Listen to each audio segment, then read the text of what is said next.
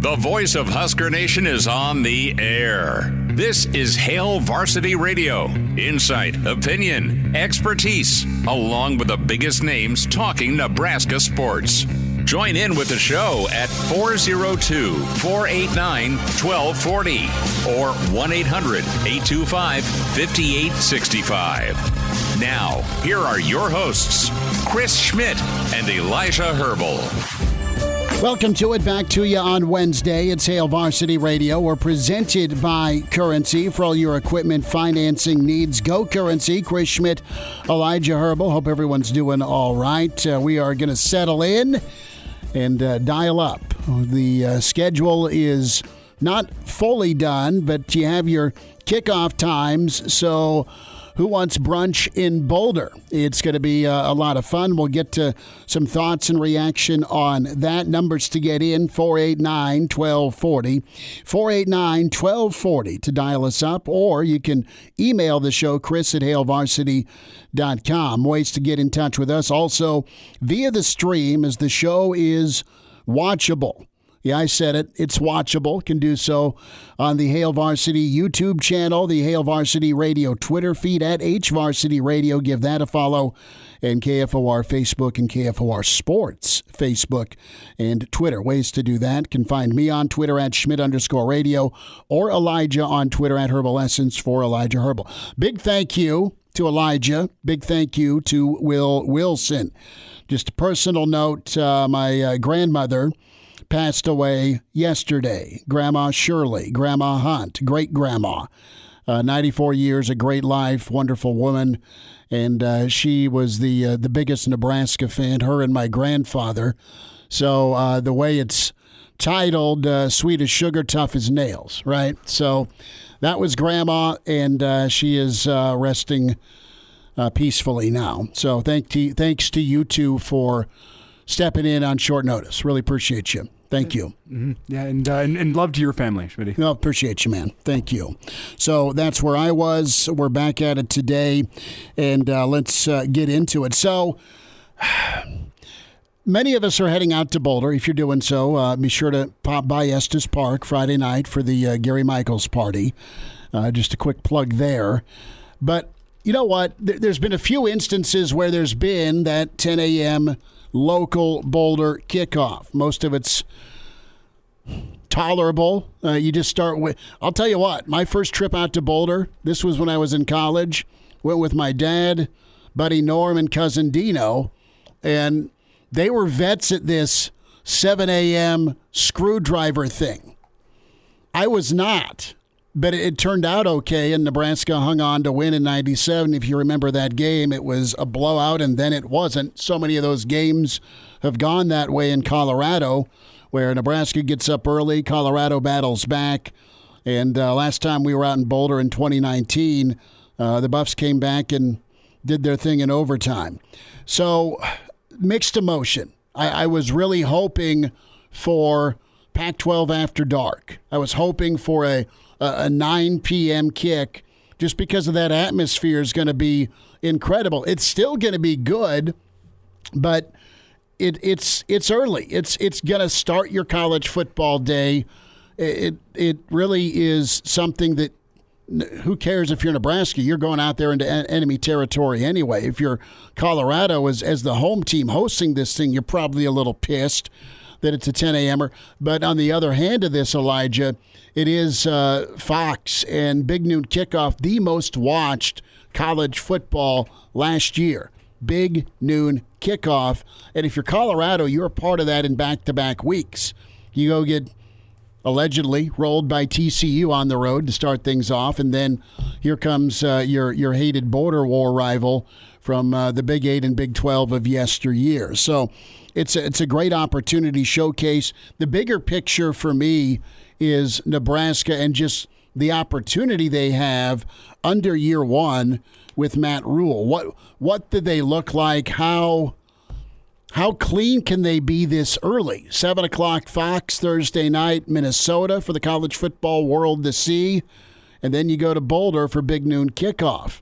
A lot of statement opportunity. They'll be by far and away, distance is the word to remember, from the finished product. It's not going to be Game 3. It's not going to be Game 6 at Illinois. It's not going to be the November stretch. You're going to be a new coach with a new defense and a new quarterback on the road in conference play and then in rival play to open things up. But Nebraska will have all sets of eyes on them, and then the Deion effect is very real, man. When you look at the way things are opening up for Colorado, as they may be 0-6 by the time USC leaves town, but eyeballs are there. The curiosity factor with TCU, with Nebraska, Colorado State, their rival, did get the Pac-12 after dark, so there's another reason Nebraska got slated at 10 a.m. local there for the 9th of September. Then you're at Oregon, and then you host USC. 0-5, excuse me, not 0-6. So, no, the college football world is going to try and watch this freak show that is Colorado, 50 new players, and Coach Prime in his cowboy hat screaming, "I'm coming," on the sideline. Well, and Fox, they're going to market the hell out of this. Just to let you know, like you can bemoan the fact that it's big noon kickoff, and it's not great. Will and I talked about this yesterday.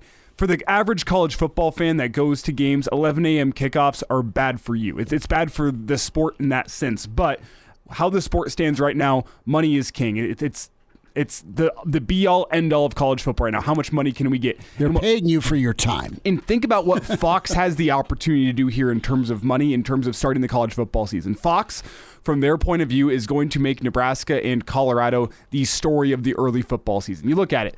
Fox opens on Thursday night, week 1. We're going to leave week 0 to the side. It's kind of its own beast at this point. Week 1, Nebraska opens the college football week 1 slate. 7 o'clock Thursday night on Fox against Minnesota. They're going up against Florida and Utah on ESPN. I think you can sell Nebraska and Minnesota a little bit better. Year 1 under Matt Rule. Nebraska's looking to come back to glory. Florida and Utah's an interesting matchup, but it's still non-conference, and you know what? If either of those teams lose, it's not going to hurt the conference race. So I think you can sell the hell out of Nebraska and Minnesota. What's Fox's big noon kickoff week 1? Oh, would you look at that? It's TCU and Colorado, a chance to sell both of those. And then the entire next week leading up to it, Fox, what are they going to be selling the hell out of? Big noon kickoff, Nebraska and Colorado, Coach Prime, Rule, Fox has put all their eggs in one basket in terms of Colorado and Nebraska being what's going to get the eyeballs to Fox early in the season. They're going to put it, and we kind of talked about this yesterday, it makes sense that they're going to put it in their marquee window. And as of right now, the 11 a.m. window is the marquee window in college football. You wake up, you watch College Game Day or whatever you want to watch, the big noon kickoff show, and then you watch at 11 a.m., one of the biggest games of the day. You go do things in your Saturday afternoon, and then maybe you have plans Saturday night, maybe you come back home and watch the primetime game. Right now, though, 11 a.m. Central Time, noon Eastern Time is the new primetime window of college football. It's as simple as that. Here's the other thing. I mean, you have a loaded week 2. You have Texas hosting Bama. That's very real. I mean, that's your night game on ESPN. You have Miami trying to climb off the mat as a national program, and Jimbo Fisher at A&M going to Miami. That's a juicy, awesome, fun matchup. That's your ABC 2:30. And then you keep on scrolling down. Notre Dame's at NC State for an early ACC deal. That's the 11 a.m. on ABC. Oregon and Texas Tech, 7 o'clock on Fox. That's an interesting one. Illinois and Kansas. There's no kickoff time there. Iowa State. That's in Ames. So you're Stanford at USC is on Fox in the Pac-12 After Dark window. Right. That September 9th slate is crazy. We didn't even mention Texas and Alabama. We mentioned it off the top, but what a day of college football. And we got to watch the rest of it after the postgame. Yeah, and Nebraska sets the table. Nebraska's going to be what Fox is banking on you to turn your TV set to at the start of the day. Coach Prime versus Matt Rule, both in year 1. Who's going to come out on top? It makes sense from Fox's perspective. I think the only thing you can bemoan is the fact that it's going to suck to walk into the stadium at 9:30 in the morning in Boulder after you started drinking at 6 in the morning. That's going to be tough. That's going to be no fun. That's going to be a long day. There's walking happening. There may be some crawling that is ongoing. But how does this grab you as a Nebraska fan? Do you care? Are you all right with 10 a.m. Central, or I should say 10 a.m. local in Boulder? It is what it is, and you are pretty much at the behest of the networks based on the money. And you've already we talked about this last week with some of the old guard, some of your national championship contenders whining about night November kickoffs. You've got $350 million invested by CBS, by Fox, and by NBC to be their main course. Now, interesting part of Stuart Mandel's mailbag, to me, we already have a dream matchup. I'm always drafting Colorado as a team I want to see in the non-conference. Let's talk a little bit because there's been debate on what happens with the SEC. I think the networks will probably force the SEC to go to 9 games, especially with the expansion of Oklahoma and Texas into the league here in short order. And do you see some of these awesome non-conference games going away? Do you add an extra conference game? Do you have your 2 cream puffs? And boom, there's your 12-game regular season. What I don't want is these interconference matchups to go away. And Nebraska in the next few years has the following on the schedule, on the slate. They've got the home and home with Colorado.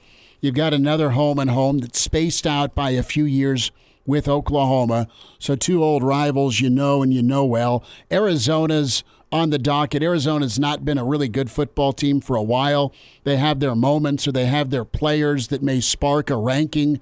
But best case, they're finishing 7-5.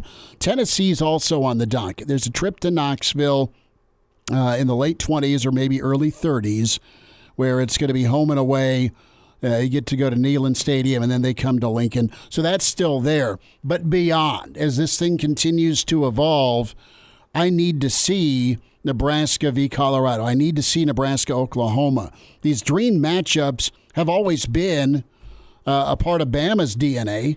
How many times have they kicked off down in the Georgia Dome or whatever it's called, Mercedes-Benz, where they get a Wisconsin, where they start off the season with USC? Bama's been loaded enough to do it. Nebraska used to do it selectively, but at a high level. Nebraska would kick off the college football season in the Kickoff Classic. They'd play a Penn State. They'd play an A&M. They played a West Virginia. All teams that were ranked, that were pretty good, at least garnered enough. Yeah, they're all right. Enough returners to at least be preseason ranked. And then Nebraska would always have a junior or senior quarterback ready to go. Steve Taylor, Turner Gill, Tommy Frazier. And it worked out well. Really a great springboard. So give me some dream matchups. I've kind of laid out who I like, the old favorites from the conferences. But, Elijah, I need to see Nebraska-Miami again.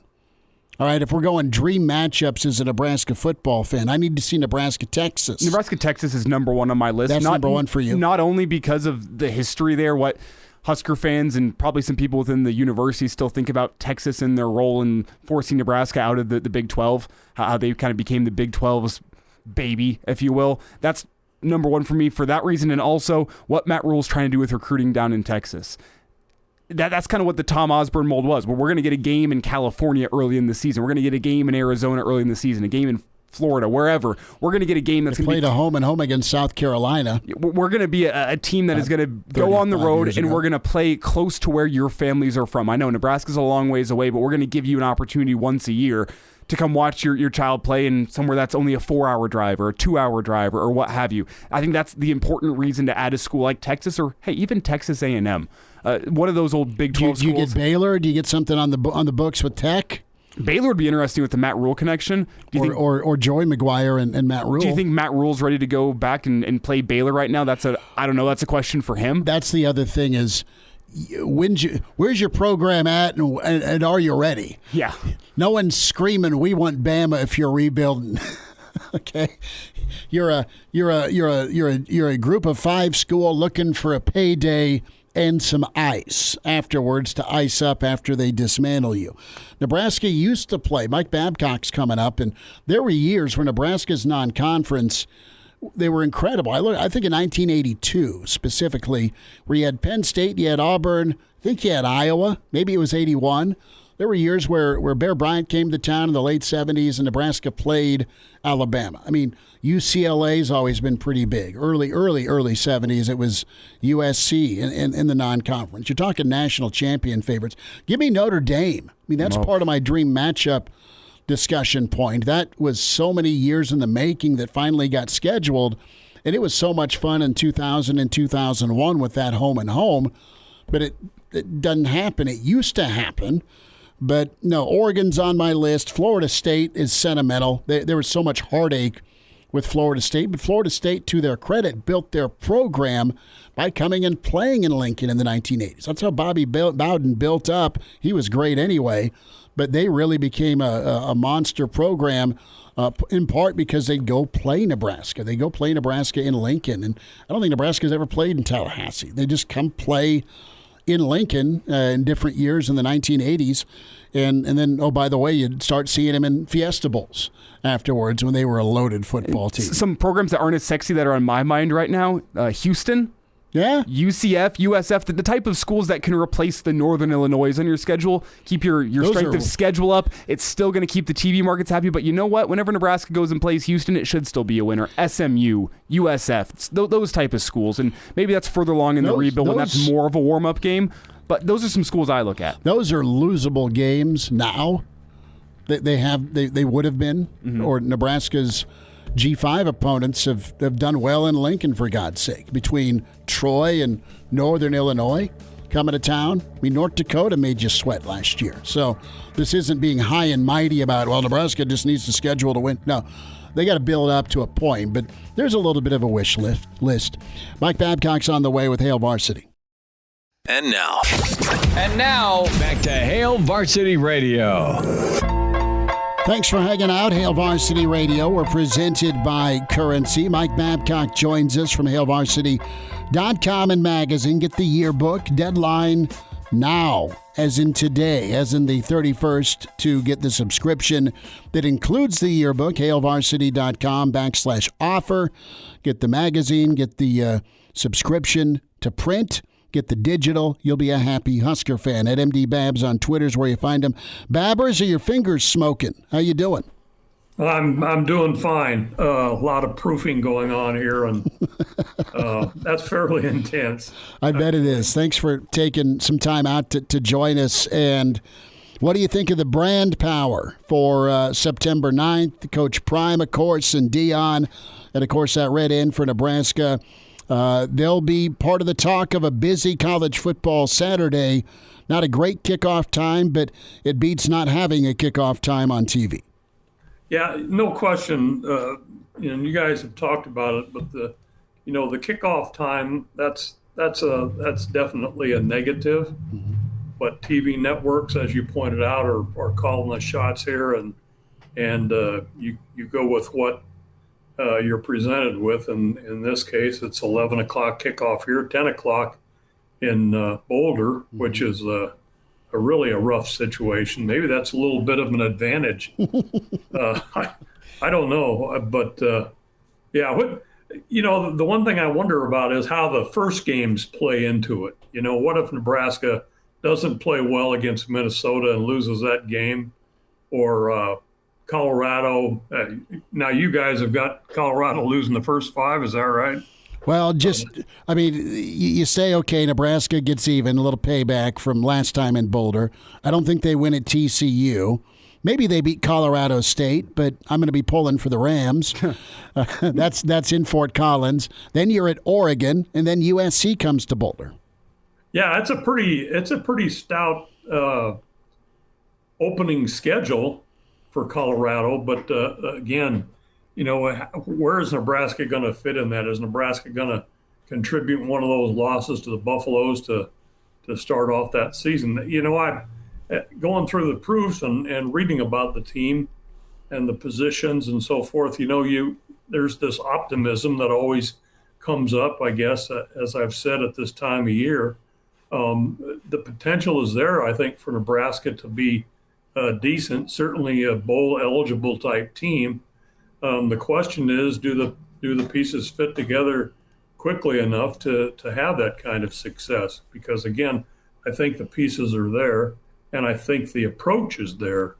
I like what Matt Rule has done, but we'll find out against Minnesota. And there's another one that's not probably something that you're real happy about, is playing on a Thursday night to open up your season, but again, TV's calling the shots in the Big Ten and wants that once that game on. So there you go. You're playing Minnesota in a weird situation. I guess it does give you a little extra time preparing for Colorado. Babbers, we're going to kidnap you. You're coming to Minnesota with us, and then you're going to Pearl Jam with us on Saturday.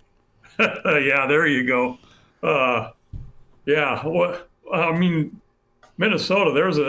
It's a question what's going to happen in that game. Maybe the excitement of the weekend will be not weekend, and excitement of the week maybe be Pearl Jam. Well, they're playing. They're playing Thursday night during kickoff, but they're doing a second show Saturday just for you, Mike. Oh yeah, okay. Well, I see that. That's certainly a kind situation there. Eddie loves you. Yeah. And then they can go on out and play in Boulder as well. Sure, just a couple of weeks late. Yeah, or whatever. Let's get the Grateful Dead out there to play in Boulder at that point rather than some other time. Well, that's the beauty of a 10 a.m. Mountain Time kickoff. You can have the field cleared and you can have a stage out there at Folsom for the Grateful Dead by 7 p.m. Yeah. That could work. And then all the profits go to his contract. Rocks, I think, when you're out there. But you could. You could do that. You'd have to clear the field of all the trash if the Huskers were to win. That probably is not going to be a good venue. Mike, concert. One thing that has flown under the radar with the schedule announcements today is that Northern Illinois game. It's going to be a home game, 6 o'clock, pretty much prime time on Fox Sports 1. Nebraska going to be under the lights against Northern Illinois. And a question that I have in my mind is, at what point is Nebraska going to be playing in their first real litmus test of the season? First, for how good they can be this year, and then again, if they can go compete for a Big Ten West. And do you look at that Northern Illinois as potentially being a litmus test? With Minnesota, there's going to be kinks with the first-year head coach that you have to work out. It's not going to look perfect. With Colorado, it's the following week, and we don't know how good Colorado is going to be next season, so you don't really know what that proves to you. Is Northern Illinois the first chance at a litmus test, or do you have to go deeper into the schedule, maybe to Illinois or Northwestern in October before we finally get a real idea of how good this Husker team is? Well, I guess I never look beyond any game to that point. So, I'll look at Minnesota, let's see what happens. I'll look at Colorado, see what happens. Maybe Northern Illinois is the game. Mm-hmm. Maybe Louisiana Tech is the game. And then you've got what? Michigan? Yes. So maybe that's the game where you find out Michigan comes to Lincoln, you find out, how gritty you can be. But the good thing is after those first two games, 5 of the next 6 games are at home. Mm-hmm. So there's a positive as well. Any of those games could be that, because you don't know with a new coach and a new system how quickly things are going to mesh. So yeah, maybe Northern Illinois at home. Let's see what happens there. Mike Babcock's with us, HailVarsity.com and magazine. Mike, you've seen a lot of home games. You've been a historian in Nebraska football. I'm going to get to the part of the wish list we were talking about, dream matchups. Is there a home-and-home series that you particularly enjoyed, or a team, a non-con team that made their way to Lincoln? Who would you like to see back on the schedule if you're getting a phone call from Trev right now? Mike, who do you want to play? Just out of the clear blue, I would have picked Notre Dame. Okay. I really like that. And maybe at some point the Big Ten is going to convince Notre Dame to come on board there. That would be a big get. But I think Elijah made a good point with you play home and home with Texas because of the recruiting exposure, or you play home and home with Baylor because of the recruiting exposure in Texas, how important that is. But just off the top of my head, was Notre Dame, and probably Florida State would be the other one that I would look at, just because of what it meant to Florida State's program. Really, I think they played 4 games, and all 4 were here, and that kind of is where the program got going. Well, whenever you look at scheduling off in the future, Mike, do you worry about just how different college football can look in 5 or 6 seasons? That's how scheduling goes.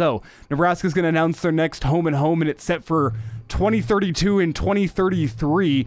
just how different college football can look. Nebraska's playing games that were scheduled 10 years ago. I don't think anyone's expecting that Nebraska-Oklahoma series to be what it was. Nebraska down in the dumps in Oklahoma while they're moving to the SEC and they're with a first-year head coach as well. No one is really expecting that. So is there a solution to those kinds of issues in college football, or do you think we continue seeing this we're scheduling games 10, 15 years in advance? I mean, maybe someday it's going to be 20 years in advance that Nebraska is scheduling football games.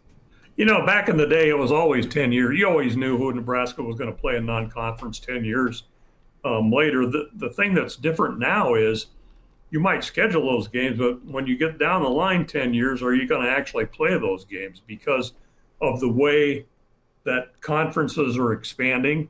So what's it going to be when USC and UCLA are in the Big 10, the Big 16 or whatever?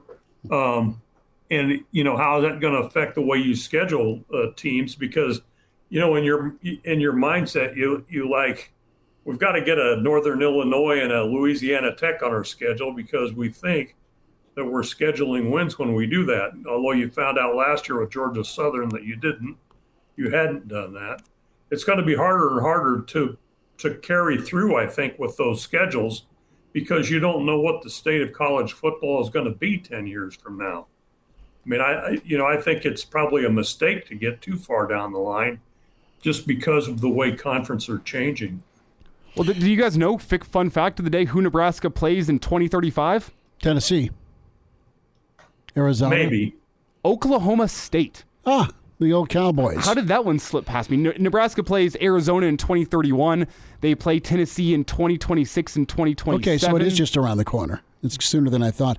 Maybe. 2028 is versus. Tennessee might be in the league by then. Mike, I wanted to ask you here a couple of minutes before we say goodbye. With Coach Devaney, when he transitioned to AD, what was his philosophy? I mean, with scheduling the non-conference. I mean, the Big 8 was all right. You got to beat Oklahoma. You probably had a second Big 8 team aside from Nebraska, so 3 that were going to be ranked, and maybe kind of some different jockeying that went on for maybe a top 3, top 4 finish. Colorado rose, Okie State rose, Missouri was good for a while. It could shift, but I mean, Nebraska was very aggressive. If you go back early in Osborne's career and even into the early 80s with some loaded teams. Well, yeah, I think that was the nature of things. You tried to get a non-conference schedule that was high profile, and you mentioned that some of those seasons there that Nebraska played 3, sometimes 4 teams that were high profile enough that it wasn't like you could look at the schedule and say, well, there's a win or whatever. Because it was very competitive. That's how you got ready for conference play. And then you get into conference play, and early on it was just, Oklahoma and Nebraska. Which of those teams can win the head-to-head game? That's going to determine who the conference champion is. And then, as you said, as you got a little further along, you had Colorado had a little bit of a run there. Kansas State had a little bit of a run. Missouri, in part because they played the way Nebraska did. Mm-hmm. Mike, we'll get caught up again next week. Keep on proofing. I can't wait for the yearbook. Thanks for the work you and all the folks with Hail Varsity Magazine, HailVarsity.com have done for this upcoming 2023 yearbook. Thanks for having me, guys. All right. Good stuff from Mike Babcock, historian, author, Hall of Famer. Find him on Twitter at MDBabs. And again, you want the Hail Varsity yearbook. Man, it's going to be awesome. Great features. Mike, of course, focusing in on 100 years at Memorial Stadium. Brady Oltmans. Brady, just an incredible feature on Texas. And Brady sits down along with Aaron Sorensen with Coach Rule. Brandon Vogel, going to have all your team previews. Jacob Padilla exploring the position changes. So get your yearbook. Get that subscription, HailVarsity.com/offer. Get it done by today. Some thoughts on recruiting. Hail Varsity continues. And now, back to Hail Varsity Radio. Thanks for hanging out. Hail Varsity Radio, presented by Currency. Chris Schmidt, Elijah Herbel, 489-1240. 489-1240, number to get in as we're talking schedules, that dream matchup. Elijah's drafting Texas. I'm probably going Notre Dame. A close second is going to absolutely be one of the Florida schools, either Miami or Florida State. Well, we briefly hit it with Mike. There are some interesting matchups coming in the coming years that I've kind of forgot. I totally forgot about that Tennessee matchup coming in 2027 and 2028. Tennessee and Nebraska wore each other out for about a 4-year span where you had 3 bowl games where Nebraska played them in the Orange Bowl. You got them in the Music City Bowl, the last bowl game Nebraska was in, and then I think you got them twice in the Fiesta Bowl. And you always hammered Tennessee pretty well when they were really, really good. They just couldn't stand up to the physical pounding, which that's what Nebraska is hoping to get back to win some ball games. So you have the back-to-back there. You have a one-off against Cincinnati in, I think, 2025. That's right. Cincy's on the schedule. Yeah, which that's another one that I was talking about with Mike. Like, that was scheduled back when Luke Fickell had them on the rise. Everyone's like, wow, the Cincinnati squad could be something special. Now, who knows what the hell they're going to look like in 2025. They always hire. I mean, they always hire well. I mean, they went from D'Antonio to Kelly to maybe Tuberville, and then Fickell. I mean, they've always knocked it out of the park. Now, the guy who hired Fickell just got bleep canned by USC. I mean, but like with Nebraska's future schedule, you really have 2032 and 2033 available because you have Arizona in 2030 and 2031. You have Oklahoma State in 2034 and 2035. So that's what Nebraska's looking at. They got a window in 9 and 10 years from now for a non-conference scheduling opponent, and you don't even know what the conferences are going to look like in 10 years. No, just wait and it'll change, right? Like the weather. Just wait and things will change. But let's spend a minute here on recruiting and Nebraska staying busy with their weekend look. That's impressive. One thing you do need to know about Nebraska with Danny Kaelin, as cool as it is for him to be an Elite 11 guy, and that's a big-time credit to him, he is banging the phones, or at least the direct messages to peer recruit. Not only 2 of his Bell West teammates, McMorris and Hall, that are, I'm sure their radar's a little bit better now on Nebraska, but Carter Nelson last weekend was in Saturday as kind of a surprise visit. That's good. You've got Kaelin talking to Tonga. He's a really high-level defensive lineman out of Salt Lake City. So he's trying to be that peer recruiter. And Elijah this weekend looks super busy with so many Texas products coming in. Peyton Morgan is a name to think about out of Pflugerville, Texas. He's a 6'1" safety that is on Nebraska's radar. Mario Buford, of course, his bro's already here, but Buford's a good corner out of DeSoto, Texas. Ja'Cory Barney, another player. Ja'Cory's a wideout out of Miami, 6-foot wideout. I know Brady Oltman's going to be in with you on Friday, and Brady will kind of lay out some of the recruiting weekend. Sabalo, Texas, that's Tommy Armstrong's old stomping grounds. Dante Carter's a 6'2" safety that's coming in. Carlon Jones out of Bay City, Texas, defensive lineman at 6'4" to listen for. And then William Nettles, also a corner out of Dallas. Samari Sanders out of Miami. Caleb Pyform is the Omaha Central offensive tackle at 6'4", 310. So that's who's on the docket this weekend. Brady will have a full list for you as you head into the weekend. And, you know, Nebraska is going to continue to push that Texas. But don't kid yourself. As much as TV has expanded things, as much as NIL may allow you to send money home to mama and daddy to come up and watch you, the reality is it's still good to get in. Now, we know Nebraska has what? We know Nebraska has tons of ties into Texas because of who's on staff with Rule, and because, first and foremost, Coach Rule himself. But between McGuire and Wager, those are incredible guys to have on staff with their Texas high school connections. There's also the Northeast connection with Barthel, and what he's done, not only being at Connecticut recently, but just being a Jersey guy. So Nebraska will target there.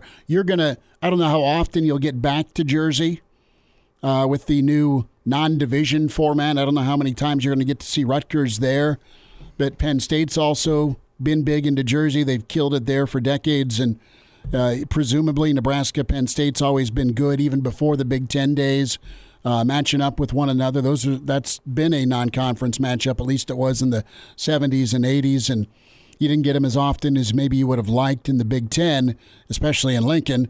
But overall, that's not unfamiliar. So you've got brand value again in Texas.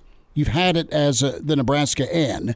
You have it even more so from a recency standpoint with Rule, with what he did in Texas. And then the connections you have on the East Coast, Nebraska, still mining California quite a bit too, because this staff is really impressive with knowing somebody everywhere, and if they don't know you, they're going to get to know you. Yeah, and that was kind of a question I was going to pose to you here is, do you see a hierarchy of hotbeds for where Nebraska wants to go under Matt Rule? Because I see Texas being that number one. Texas is number one right after the 500-mile radius. Oh, yeah, obviously, but outside of that, are there any consistent spots that you see them going, or do you think they're still trying to figure that out right now? And maybe that's a better question for Brady when he's in on Friday. But for right now, it feels like Texas, and then everywhere else, I can't really find a common theme, because they've been to Utah, they've been to California, they've been to Oklahoma. Did they get one kid out of Florida last summer? I think so. One? But they're going to, they from an offer standpoint, they've offered a lot of kids out in California. Mm-hmm. So they're going to continue to hit California, and why not? You're going to be playing UCLA or USC in 2 years, and you've got a good history of California success out there based on the high level of recruits, the Steve Taylors of the world you've brought in from California. Yeah, they'll hit California. I mean, you can't ignore it. It's so vast and populated with talent that you're going to hit Texas. You're going to want to hit Florida. You're going to want to hit California. And then, to me, go make your bones in New Jersey. Go back to New Jersey and be really good in New Jersey, and be right if you're going to dive into the Ohio Valley. They're going to go after Philadelphia and Pennsylvania too. Don't kid yourself. They'll go after the eastern part of that state, the Philly area, because of the history there. There's a ton of great football in the state of Pennsylvania. It's been primarily dominated, though, by Ohio State, Penn State, Michigan, and even Notre Dame. I mean, the Ohio Valley's for years been mined by those four schools that are in that region, in that 500-mile radius. I think a sneaky good area may be. I mean, Nebraska's always done well in Arizona with talent. You're going to continue, I would think, to get Georgia or try and go after Georgia, but that isn't maybe as readily available just because your tight end coach is no longer on staff. I mean, Georgia was his wheelhouse, same with Fisher in Florida. So you're going to have to readjust, but Nebraska's going to. This staff came in with a lot of good ties. And what's interesting about the two you've laid out, mostly Texas and California, with the schools in that state going to different conferences, it's kind of becoming open season in Texas. Well, the border is open, especially now with Texas and OU. And now, back to Hail Varsity Radio. One final time this hour, it's Hail Varsity Radio. We're presented by Currency. Evan Bland going to join us, talk some more about the partial schedule release for Nebraska, the kickoff times, Boulder and Brunch in Boulder. Don't forget to visit your friends at Gary Michaels and get locked in for that Friday party, that pre-show we've got rocking in Estes Park. As that'll be a ton of fun the Friday before. You know, it's going to be a 10 a.m.er, so get the old wake-up juice going for an early pregame for us on Saturdays as we're teamed up with Blur in Boulder, just like 2019. Reminder to get buckled up. Use your seatbelt. It saves lives. It prevents injuries, only if properly worn. Buckle up. A message from the Nebraska Department of Highway Safety Office. So we'll see what Tominaga does. We'll have a little more thought on that here after Evan at 5:25. But I can't for the life of me see Keisei, he may have worked out well. He may have hit a bunch of threes, and he may have rededicated himself to the weight room, but he still needs another season of stepping up defensively. He still needs another season, not 6 games. And listen, this is not to throw water on him.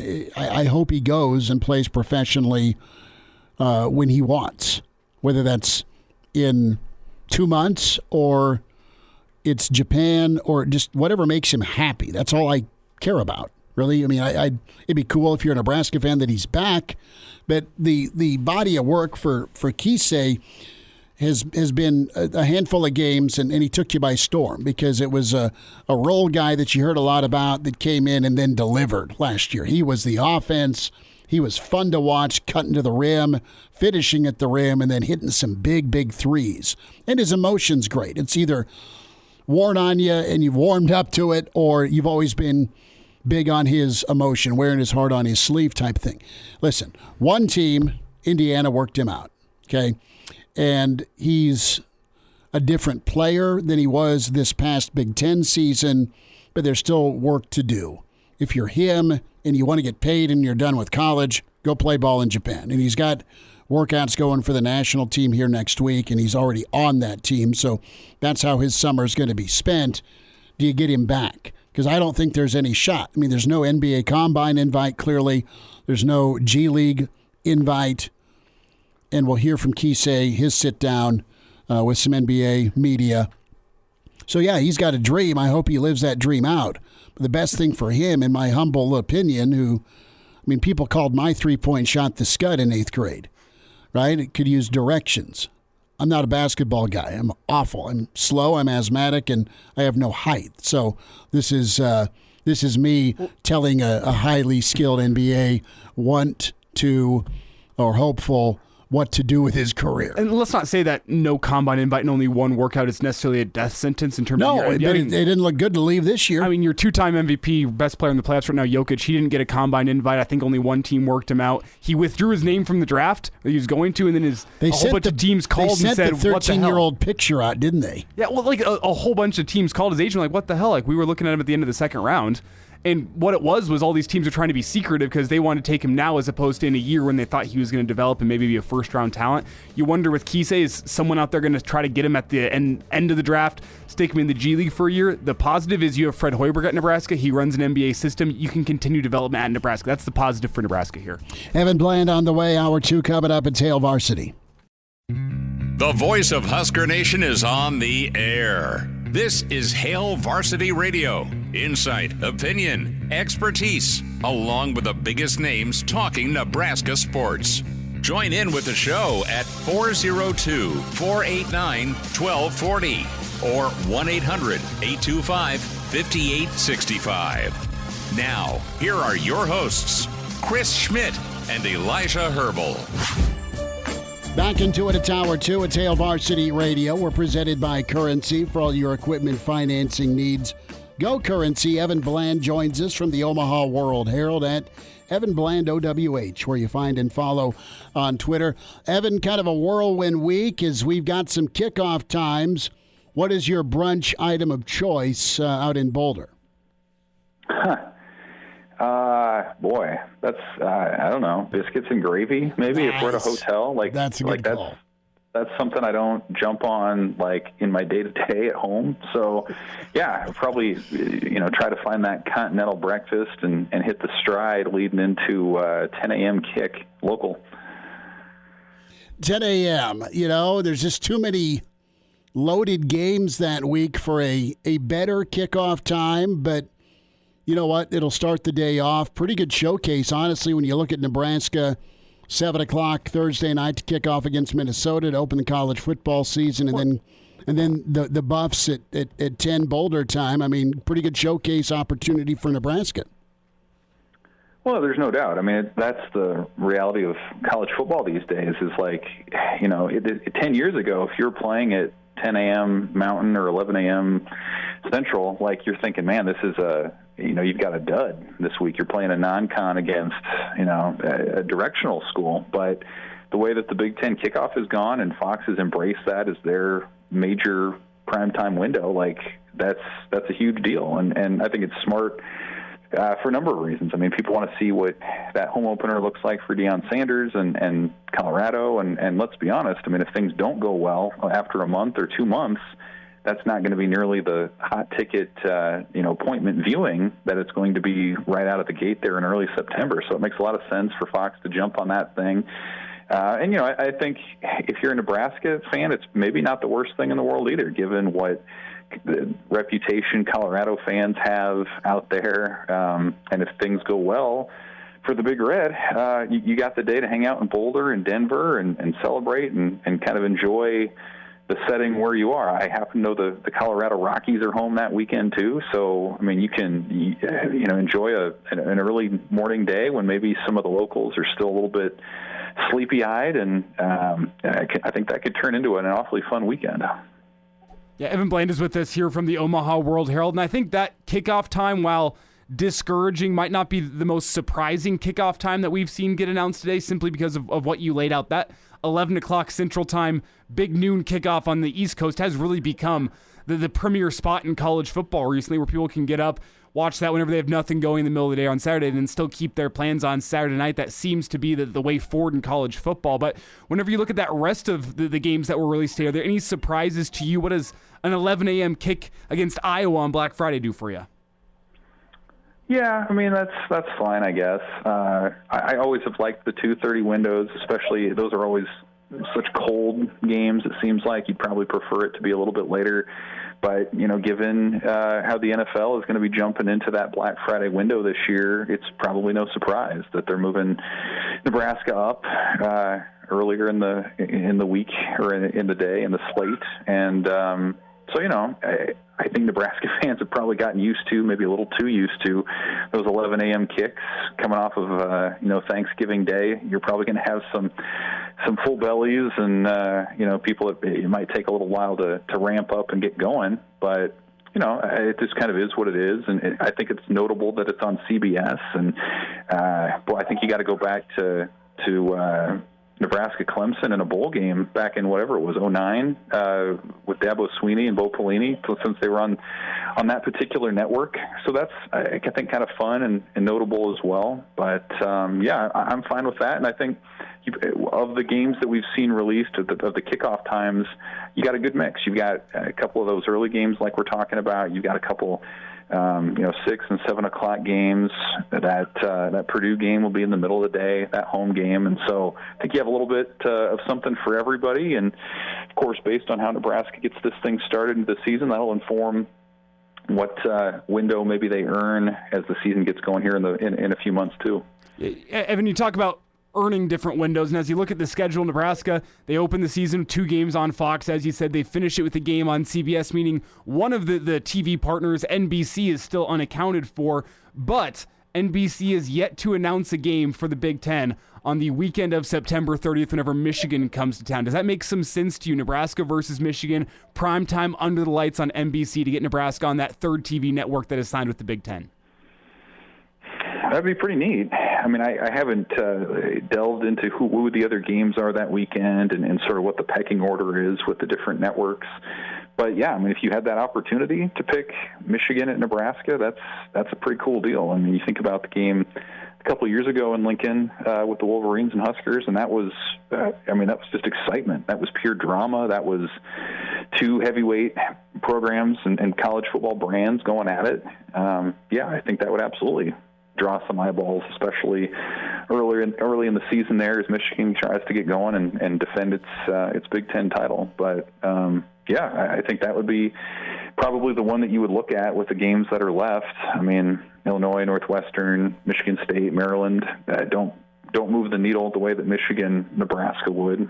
And then we'll see. I suppose that mid-November game at Wisconsin could be really interesting too, with 2 first-year head coaches, and we'll see sort of what the implications are in the West at that point. But those have been 2 programs that have traditionally been in the mix, midway through things. So if there's something significant on the line there, you would think that would be prominently broadcast for folks to follow along with as well.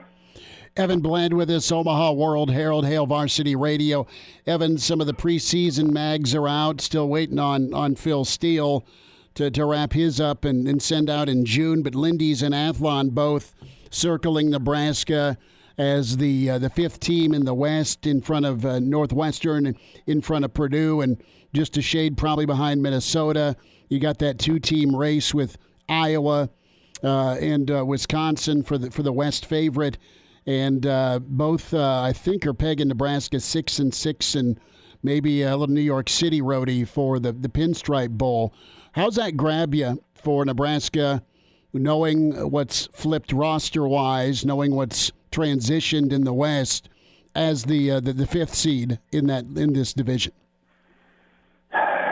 Well, I think it makes for a really interesting discussion, because coming out of the spring and having seen the spring game and all that, like, you could tell that there was work to be done. Like, you could just tell, like, the defense is going to be young. That's a group that's going to be learning its assignments, especially early this season.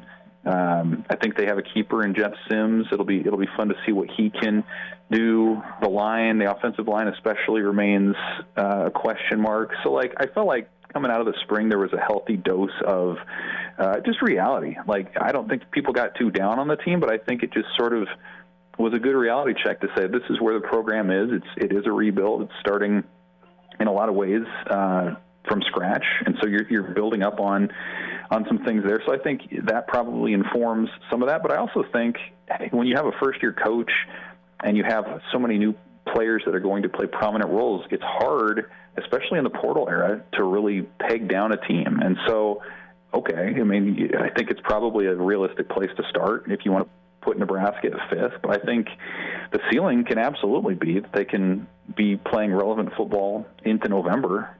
Wisconsin has a new coach too, like we said. Northwestern hasn't proven a whole heck of a lot the last couple of years. Purdue has a new coach. They're starting over. So, like, I think you can start looking through the West, and you can pretty much, if you want to pick out a flaw in any team, you can do that. I mean, Iowa's defense is probably not going to be the all-world caliber that it was this last year. Minnesota has some culture continuity and some good players, but they're going to have a new quarterback and a new, a number of new sort of high-end contributors on that team too. So I think there's a lot of uncertainty in the Big Ten, and quite frankly, there's some urgency before you most likely abolish divisions here in 2024 to get some things going. This is a chance to win what's absolutely a division that's there for the taking, and it gives you a chance to play for a Big Ten title. So, I don't think this is going to be the Matt Rule experience from year one that he had at Temple or that he had at Baylor. I think the ceiling can be higher than that. How much higher? I mean, who knows? But yeah, I think there's a wide range where Nebraska could finish. I think 5 is probably on the lower end. Evan, in your mind, which game on the schedule this year is the litmus test for how good Nebraska can be in the Big Ten West? You open with a Big Ten West foe, but I don't think anyone expects Nebraska to be a finished product come August 31st. So which game on the schedule in your mind is going to give the best indication for how well Nebraska can finish in the West? Yeah, I think that's fair. I think if Minnesota was a game in late October, that would be one that you'd probably point to, but it's hard to think that they'd be there right out of the chute. Michigan's probably not that team that you want to compare yourself to, at least in terms of being equal. I think honestly that Illinois game is really interesting. When you talk about early October, it's out there in Champaign. Like the paradigm, I think, for Nebraska has long been that it should be a better football team than Illinois. It should beat that team fairly consistently. And they have a coach in Brett Bielema who's got things rolling. That's a team that has a physical identity. I think that's sort of the baseline for what you're going to see in a Big Ten team. And so if you can go there, especially on a Friday night, and hang with them physically, I don't think they're a team that's going to overwhelm you with talent, but they're a hard-hitting team. They're a physical team that embodies what their head coach is all about. I think if you can go in there and hang with them physically and score some points, get some stops, like that to me is a game that would encourage you moving forward, because you follow that up with Northwestern, which, as we said, has been awfully beatable these last couple of years, and then a Purdue team that has a new head coach in itself. And so I think coming out of that Michigan game, that Illinois game to me is sort of represents the chance to make a little run there within the division and build up some momentum into November. And as we've seen before, like there's a power in momentum, in belief, and if you start snowpiling a win or two or snowballing a win or two, that thing can really start to add up. And so I think that's a really important sort of opportunity for Nebraska to get rolling. That's an interesting stretch. Where are you after Michigan, after your September run, and then short week? Go visit the pig farmer, where you've had anything but success against Illinois, to your point about how physical they have been. They've looked more like Nebraska than Nebraska has over the years. And then on top of that, it's the week before your bye weeks. Do you have the question of, do you go softly into your bye week, or do you go out with a bang before you get a week off? Yeah, how bad's the bye week, or how good could the bye week be with where you're at with momentum? Evan Bland is with us. Evan, going to shift over a little bit to some Husker baseball. I know there's been some departures into the portal, reaction to the players that have left, and do you anticipate any shakeups on the staff by Will Bolt? Well, I mean, yeah, there have been a handful of departures. I think the one that surprised me so far has been Corbin Hawkins.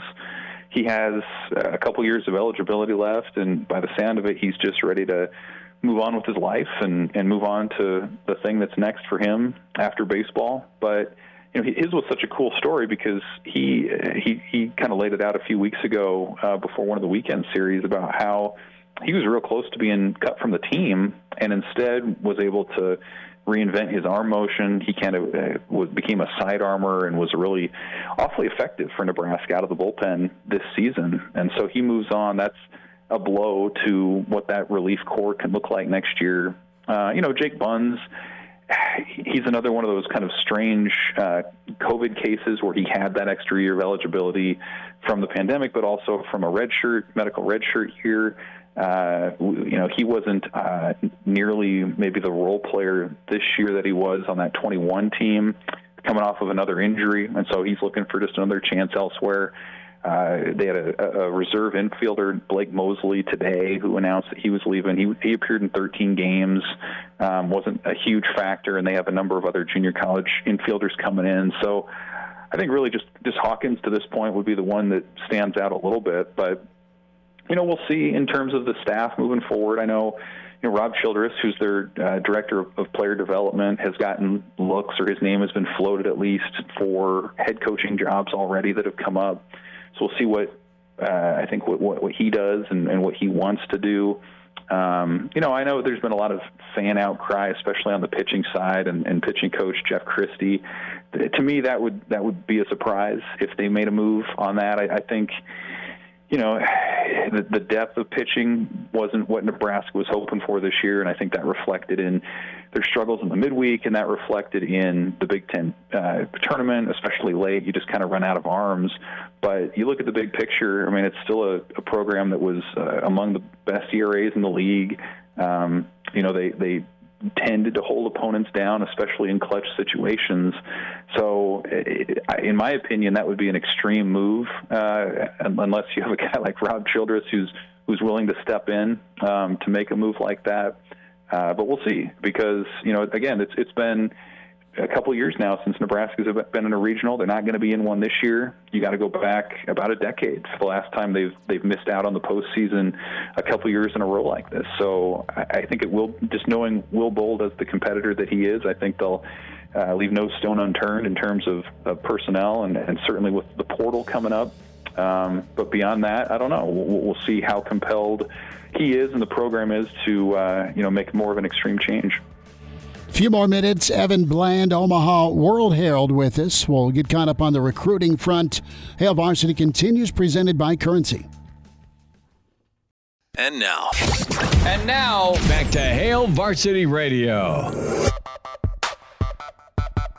Evan Bland's with us here from the Omaha World Herald. It's Hail Varsity Radio. And Evan, while we're talking Husker baseball here, I need your thoughts with some guys into the portal now, some roster spots being freed up. How different do you think this roster looks next season with a let's go on a scale of 1 to 10, with 1 being virtually unchanged, aside from graduating seniors and guys head off to the draft, 10 being a lot of new faces, a whole bunch of transfer portal additions, an almost completely remade roster. How different do you think the roster is going to end up looking next season?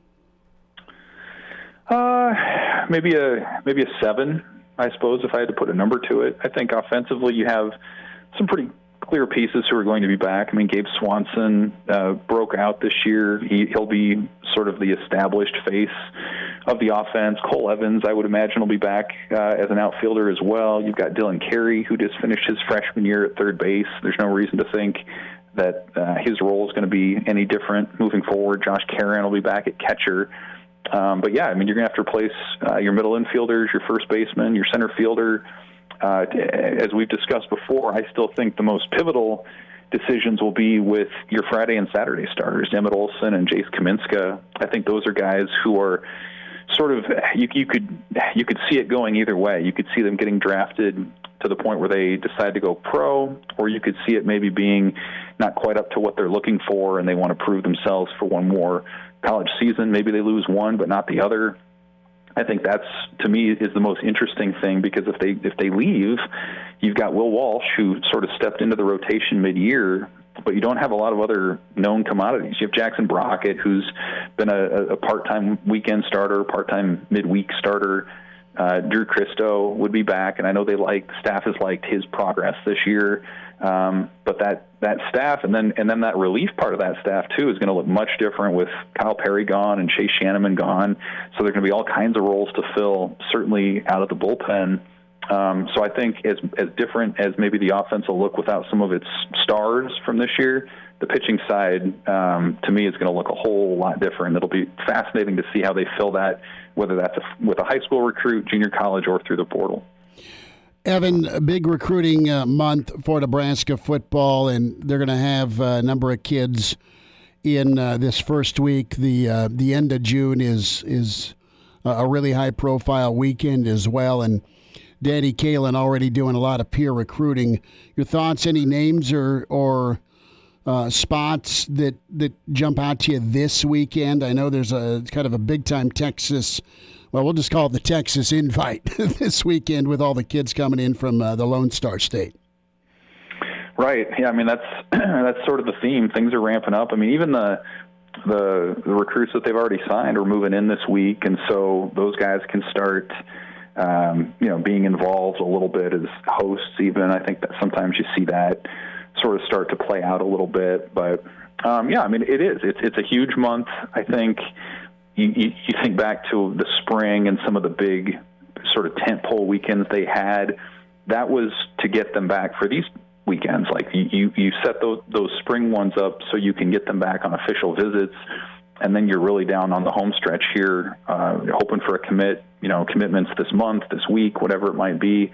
There's some names I think that are a little more familiar to Nebraska fans, like Mario Buford, who's Marquise Buford's younger brother, who's a 4-star defensive back, cornerback out of Texas. That's somebody who's, I think, interesting, who's long been on Nebraska's radar. You have, the local guys like Caleb Pyfrom, offensive lineman from Central there, who comes in, and like you mentioned, a whole flavor of Texas talent coming in as well. And I think it's no secret, like what you're hoping for is that you can shore up those lines, right? Like you need some offensive line talent, you need some defensive line talent. I think we've seen through the portal, like if you want to find a quarterback in the transfer portal, you can do that. If you want to find a receiver through the transfer portal, you can do that. It's some of those other positions that you really need to start working on relationships in high school with. And I think that's one of the reasons why this is such a big weekend, is you have a number of players at some of those other positions that are rolling in, and you'd love to make a good impression. And whether you get a commitment this week or in a month, this is that chance to put your best foot forward if you're Nebraska and really start building this class and gaining some momentum as we get closer to the fall.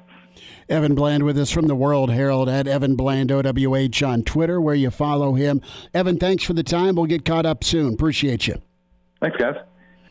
Good to spend time with Evan Bland. We've spent a lot of time on scheduling, and I know there's been some spring meetings with the SEC, and There's been some outspoken coaches. Kirby Smart weighing in about how it's overrated to talk about the scheduling debate.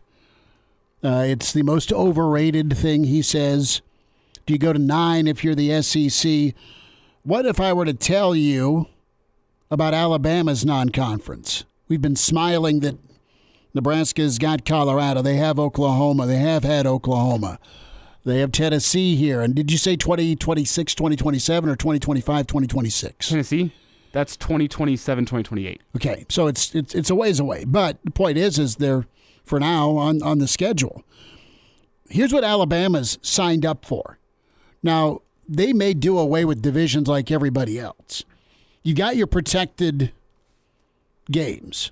If you're Alabama, you're going to face Auburn. You're going to face Tennessee. Your third will be who? Is it going to be A&M because of the Bear Bryant tie? Is it going to be LSU? Don't know. But you're going to face 3. And here's their non-conference game. They've got a home and home with Wisconsin. Mm-hmm. They've got home and homes with Florida State. They have home and homes with Ohio State. And they have home and homes with Notre Dame. That's awesome. Now, they are at the point where... Awesome for the fans. Oh, it is absolutely... Well, don't kid yourself. Nick Saban's hacked off. He hasn't won a championship in 2.5 years. Mm-hmm. And he's 71 going on 65. I mean, he's wound differently. And that we've talked about it with the Big Ten. If you get to pick 3, who you taking? Well, who you taking if you're Tennessee? I mean, Alabama's probably going to have Tennessee, LSU, Auburn as their 3. If you're A&M, you're going to have LSU because it's a rivalry. Mm-hmm. You're going to have probably Arkansas with the boot game. And then you're going to have Texas and Texas A&M. Well, do you think Texas and Oklahoma go into the same pod for the SEC? They've got to. They've got to play each other. You got to keep the Red River. Or do you just go a protected crossover rivalry and put them in different pods? It's protected where, I mean, it's always, I mean, think about this. If you're Florida, you always play Tennessee. You always play Georgia, the cocktail party. And then you've always ended the year with Florida State. Louisville and Kentucky always play. South Carolina and Clemson always play. On top of adding 3, who, you know, Vanderbilt's going to be the most popular girl. We want Vandy. Give us Vandy. But Ole Miss and Mississippi State will play. Arkansas is in there. Arkansas and Oklahoma. Arkansas and Texas. I mean, there's huge rivalries there. I mean, but if you're looking... I would assume for years. Texas A&M and LSU probably have to be in the same pod. Sure. Then that leaves you Texas, Oklahoma in that pod, and that's a full Arkansas. Pod. Well, 5? Would we go 5 pod? SEC. Maybe you have your 4, like Oklahoma, Texas, LSU, Texas A&M, and then a permanent rival is going to be Arkansas. Or do you leave Oklahoma out of that pod? Put Arkansas in that pod and then make Texas and Oklahoma the protected crossover. The powers that be are going to be earning their paychecks over the next couple of years. There's big-time history between Oklahoma and Arkansas, at least with the Jerry Joneses and Barry Switzers of the world. Mm-hmm. They all came from Arkansas. I think you do. LSU's got a lot. And there's programs like Nebraska in the SEC trying to climb up. In no way, shape, or form are you ready to hook up consistently where your schedule is Ohio State and Michigan as your crossover, and Penn State. Now, historically speaking, your program's been of that ilk, but you've been a far cry from even a competitive team. Now, as bad as 3-9 was back in 2021, you didn't embarrass yourself against good teams. You were right there. Email in chris@hailvarsity.com is where you can go. This is Todd's take on Nebraska. We were talking about scheduling, that wish list, that dream matchup. And we laid out our laundry list. It's between Florida State and Texas and Notre Dame. I mean, those are some fun non-cons, but get to the point where it's beyond a helmet game. Make it a good 4-quarter, 3.5 point. Vegas doesn't know who to pick, right? Well, Todd says it's absolutely a bottom feeder program currently. 2 of them. How can you expect a primetime game? 30 years ago, yes, the circus would be in early, but it's about to give everyone something to laugh about all day. I don't know that it's going to be unwatchable football. It's just going to be game 2 for 2 programs trying to fix themselves. It's not going to be a laugh. Like it or not, Nebraska and Colorado have both been bad in recent years, but they still draw viewers. People are going to want to see Coach Prime. People still remember Nebraska v. Colorado. It's a border battle. People remember that. People want to see how Matt Rule does it in Nebraska. It's not going to be the laughing stock of college football that day, and that's obviously not knowing how the game is going to go. And it's been years, but you got to go back to 2016. I think Colorado won the Pac-12 South. I think they played for the Pac-12 championship against Washington that year in 2016. Nebraska also was bowl eligible. It stinks you can go back to 2016 and say, yeah, that was the year. So, yeah. How about that? Colorado 2016, they lost 41-10 to Washington in the Pac-12 championship game. It was a 10-4 season, but 8-1 in the Pac-12. Yeah, they were good. They were good. They were ranked, as was Nebraska. I don't know that Colorado got into the top 10. Nebraska lived there for 2 weeks and then went bye-bye. But it is what it is. We'll dive into Jimmy Garoppolo and just what is at risk with his foot. How tedious is it? Is Tom Brady minority owner now of the Raiders because, well, I can just bump Jimmy G off again? I kind of kid, but Dr. Ben Woodhead going to be with us. It's a Jock Doc coming up. Can always send more email, chris@halevarsity.com. Can always get the podcast, Spotify, iTunes, Google Play, where you go get the segment you want or the whole show, and then stream it, the Hail Varsity YouTube channel. Hail Varsity continues, presented by Currency. And now, back to Hail Varsity Radio. Back into it. It's Hail Varsity Radio. Time for a Jock Doc Wednesday. Nebraska Orthopedic Center. Dr. Ben Woodhead with us. Dr. Ben, thanks for the time. How's the summer going? It is going good. I'm trying to survive this heat and get some golf in, and so it's not too bad so far. Well, speaking of heat, it gets pretty warm in Vegas, obviously. I mean, there's poolside options. I'm sure Jimmy Garoppolo will have plenty of poolside options, but he's now a Raider, and pretty interesting where he didn't have to really go through a physical, but he did have an addendum to that contract, and it centered around his left foot injury, Dr. Ben, where he had pre-contract surgery. He had a surgery on that left foot, and let's spend a minute on that with just not only Jimmy's injury history, but also problems that are a reality with quarterbacks and foot injuries. You know, foot injuries, especially for somebody that's planting a lot and use their feet as much as he does, can be a big problem, especially if it's something that's already been operated on. You know, there's always secondary complications down the road or potential issues once you've went down that surgical route, and that certainly can create a problem, you know, later on in the career. And also with the fact that he's had injuries in the past, it's certainly something that's somewhat at least something to think about or concerning. Well, and you're right about that follow-through part. And I look at the contract here, 3 years, $72.75 million in March for Jimmy G. And the surgery was on that second metatarsal. Tell me a little bit about how invasive something like that is. Yes, it's a procedure, but there's different levels of issue and lingering problems, correct, with foot surgeries. Yeah, so a lot of it just depends on the location of the surgical procedure. So if it's kind of farther down by the toes per se, you know, if something had to be done there, you're waiting for that to heal. You know, often people can get fractures over the second metatarsal, which needs plates and screws. And so whatever the surgical procedure was, it's highly dependent on that bone healing. And so if that bone doesn't heal, or if it takes longer to heal, or if there's pain or anything of that nature, it can certainly lengthen that issue out and even create problems at a later date. But much of it depends on the exact surgical procedure that took place. Dr. Ben Woodhead's with us, Hail Varsity Radio at Jock Doc Wednesday, Nebraska Orthopedic Center.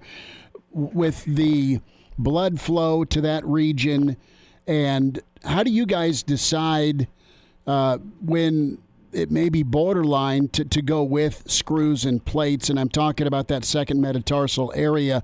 Based on your medical history, does that sound like an area that they may have needed a plate and screws, or is it more just surgery to fix and touch up opposed to using the screws? Well, I would suppose that he had something that warranted the surgery where they were trying to get the bone to heal in some way, shape, or fashion. And so, certainly any time you operate on somebody, you're always relying on whether that area heals. And so, going back to the why did they do it in him, what they do in a professional athlete versus a weekend warrior like yourself or myself, if he's not improving, they're going to have a tendency to operate or do something that will try and facilitate that healing or try and facilitate him getting back quicker. This could certainly be an issue that you or I would never have anything done, and we'd just be told to live with it. But, after he's had the seasons that he's had, he has to function at such a high level that if he's not clicking on all cylinders, they're going to have a lower threshold to take care of something. Dr. Ben Woodhead's with us here. It's Hail Varsity Radio talking Jimmy Garoppolo and his foot. And the question that's been in a lot of NFL circles is, why did Jimmy Garoppolo wait to have a surgery here on the foot whenever he could have had it done in December and potentially healed by the time free agency rolls around? Instead, the 49ers and Garoppolo opt to not have the surgery. The Raiders, when doing their free agency medical, say, you know what, you're going to need to have surgery on your foot here. Well, what could cause that delay between two different team doctors, one saying, you know what, you're not going to need a surgery, the next one saying, well, you're a free agent now, you need to have this surgery before you can step foot on a football field again? Yeah, well, the interesting thing with medicine is there's not always a right answer or a correct answer, right? You certainly can have specialists that disagree on what the correct form of treatment is. And, he might even been involved in the treatment options. Maybe they gave him the options that said, hey, you can sit and watch this, or you can be aggressive and try surgery. And, even Jimmy could have potentially made the decision to say, hey, I'd like to see if this heals or see if this gets better without surgery.